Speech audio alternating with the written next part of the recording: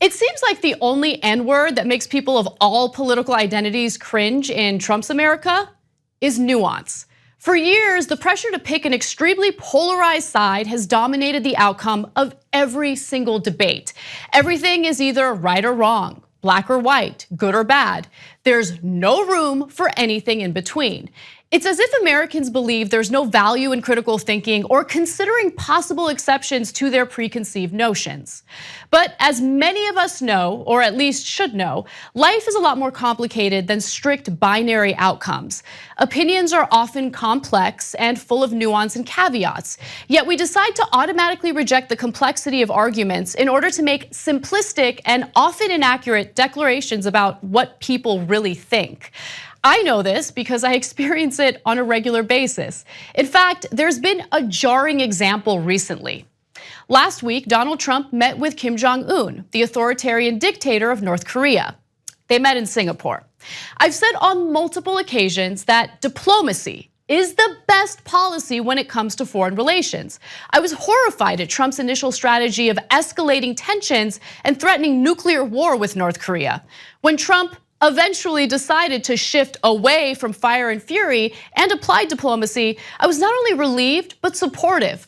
I also was a little hesitant to throw a party in celebration because Trump's temperament often leads to extreme surprise mood swings. Diplomatic talks are much better than acting like a juvenile on Twitter. However, I am a little concerned that Trump will somehow get tricked or baited into something that could be disastrous. I do think that this is a considerable step up from what he was doing before, which was tweeting juvenile tweets and making fun of Kim Jong-un's weight. If he could actually dock this ship and denuclearize North Korea and they actually follow through, which they almost never do, but if they do, then all the credit in the world to Donald Trump. Absolutely, and I think that you're right in terms of giving Trump the carrot when it comes to these negotiations, because even mainstream media outlets that typically are incredibly critical of Trump were applauding his attempts to negotiate. And I think that Trump, more than anyone, loves that kind of complimentary coverage in the news. So when the summit finally happened and the details were released,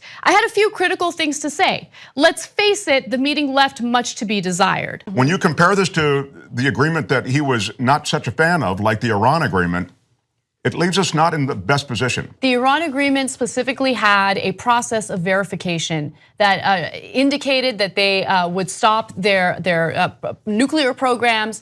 We don't have that with North Korea. Trump has publicly said on numerous occasions that he wants to stop the provocative war games.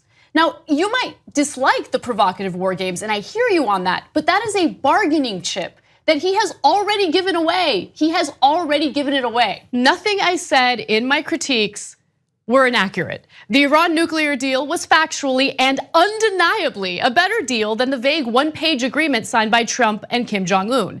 The agreement with North Korea does not have a timeline or verification or a clear definition of what denuclearization means in North Korea's context. Joint military exercises between the US and South Korea might be interpreted as provocative, and ending them is fine with me. If you get what you want from North Korea first.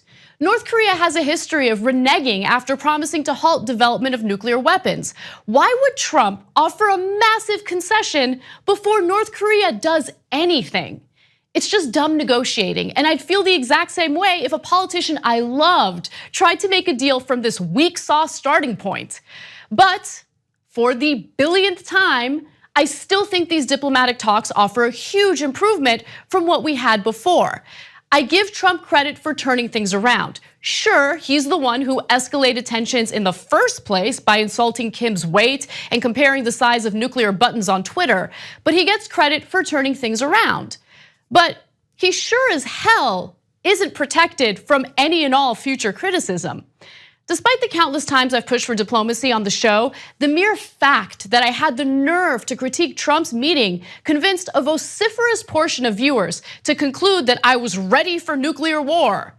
Let's hear from some of them, shall we? Ghetto Prince on YouTube says, didn't think it was possible to criticize peace with North Korea, but here comes TYT. Yeah, except we don't have genuine and lasting peace with North Korea. We have de-escalation with North Korea, which isn't the same thing. To say that we got exactly what we wanted and we can all pretend like the possibility of war is non-existent is pretty naive. Elusive Liquid writes, TYT has gone full conservative neolib. Fascinating. Didn't know that I was conservative or a neolib. Can you show me one example where I advocated for nuclear war or even military invasion rather than diplomacy? Can you point to one example where I supported war under the Obama administration? No? Well, maybe go learn what a neoliberal is. Stormwatch NZ writes, if Obama had managed to get the DPRK to the negotiating table, the TYT would be jizzing in their pants and demanding that he get another Nobel Peace Prize. But because it's Trump, they imply that he supports human rights abuse. TYT criticized Obama incessantly, including criticisms for human rights abuses, because we're actually interested in telling our audience the truth rather than shimmying around like cheerleaders for a political party. I mean, I just don't get it. Was I supposed to pretend like everything that came out of that summit was spectacular and groundbreaking? Should I or should we all give Trump the Nobel Peace Prize and dub him Commander in Peace? Why is it that in the minds of some Americans, you can't be in favor of diplomacy, against nuclear war, and critical of the vague agreement that resulted from this summit? Aren't we smarter than that? Well, I mean, Trump's our president, so maybe we're not. My job is to analyze the news, which requires picking apart and sharing conclusions based on research. When dissecting a news item, it's rare for my subsequent opinions to lack caveats or nuance. Life just isn't as simplistic as we'd all like it to be. It's also frustrating that people declare what my thoughts are for me because they don't want to take a second to consider that my opinions aren't always black or white. If you really want to think about it, the same outcome can be applied to every other controversial issue facing the nation today. If you call attention to the excessive force used by cops, you're automatically anti-cop. I mean, if you call attention to cops that apply kindness and serve their communities, you're automatically considered a cop supporter who denies police brutality. In the minds of many, cops in general are either good or bad. There is no middle ground, there is no nuance. The same goes for religion. You have to either hate and attack religion in general or love it. You're not allowed to draw distinctions between fundamentalists and moderates. If you bring up obvious racial tensions in America, you automatically hate white people, even if you're white. It makes me so perplexed and frustrated. I can't decide if people purposely paint these polarized pictures to delegitimize people they disagree with, or if there really is some sort of rejection of nuance.